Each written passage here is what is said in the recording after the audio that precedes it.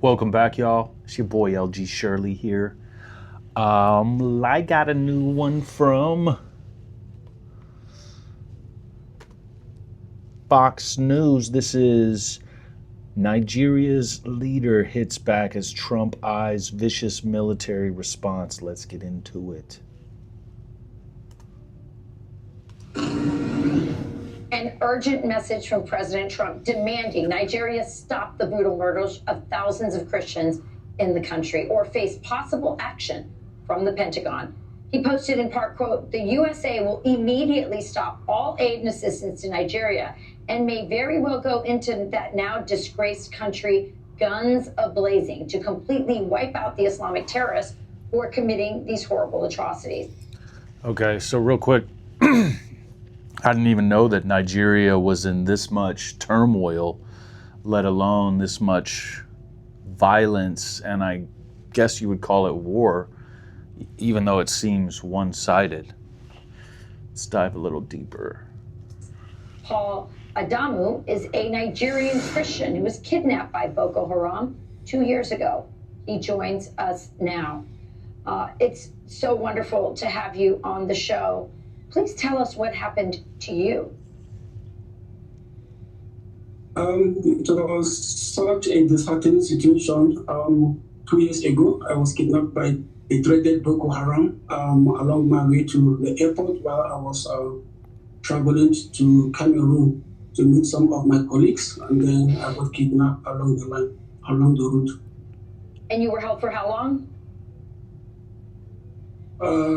12 days. Okay. And there are many people.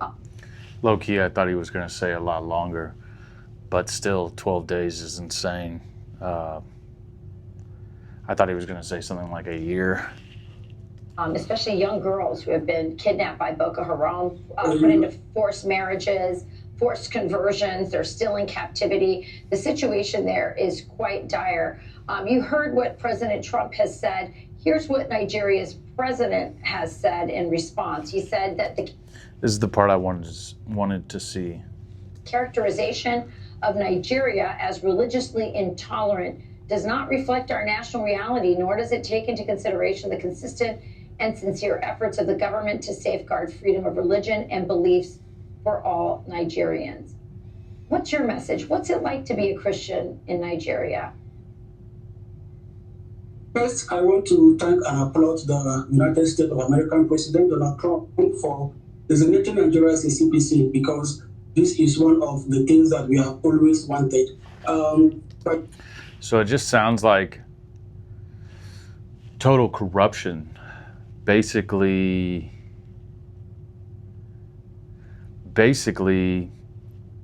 this guy who is a Nigerian native immediately thanks Donald Trump after just hearing the reporter say what the Nigerian president said. And of course, you have to understand that the president of any nation is never going to down talk their own nation. It would come off very, very weak. The other way, and maybe he's doing that because Trump came so hard. Pause. With what he said, Trump basically said very matter-of-factly and absolutely just kind of as a threat, we're going to come in guns a-blazing, so puts their president in a very awkward situation. Maybe a better response would have been like, we certainly welcome the United States offering aid. This is an issue we are working very steadfastly to resolve, and we would hope that the United States government would abide by our government, because any other path to helping our nation would be illegal or immoral on the world stage. Thank you kindly, the Nigerian government or president. So anyway, I'm not sure exactly what's going on. It would lead me to believe that maybe is the Nigerian government somehow aiding these crimes. And that sounds very, very corrupt. And, you know, I just don't know enough about Nigeria. I would love to learn more, however.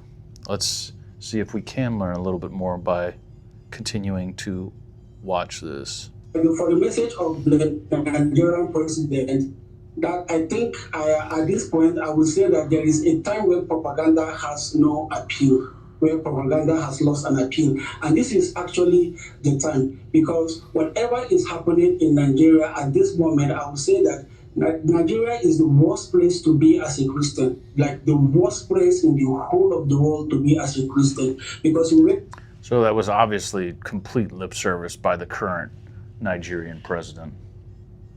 Every day with news of killings, every day with news of massacring of Christians. Is totally a genocide that is happening here in Nigeria. There is nothing anybody will tell me, because I have been in here for as long as I know. I've been in these places where these attacks have taken place. I've seen women who are crying for the loss of their husbands. I've seen children who have cried.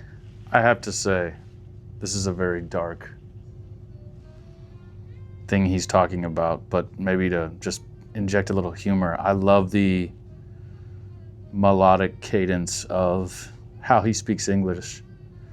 And this da da da da da da da da da da da da. It's pretty cool. Crying for the loss of their parents. I've seen parents who are crying for the loss of their children. I've been to churches that have been burnt down. These are not things that I've heard from the news or someone telling me. This is something that I witnessed somewhere. I've been myself. I've witnessed where terrorism is at the highest point, where people are killed and slaughtered like chickens every day. Paul, I don't have a lot of time left, but I just want to ask you one last question. How have you and other Christians kept the faith during this persecution? And let me just say, that is I see how passionate he is, and I heard what he is talking about as he built kind of to his point. And wow, that is absolutely atrocious that the Nigerian president would issue a statement like he did. And it makes a lot of sense why Donald Trump spoke the way he did, and I'm so glad for this gentleman who is adding more awareness from a Nigerian perspective, and this reporter who's giving him a platform to speak. I feel so terrible that he had to go through that, and for all the people that are losing their lives in Nigeria, that is terrible.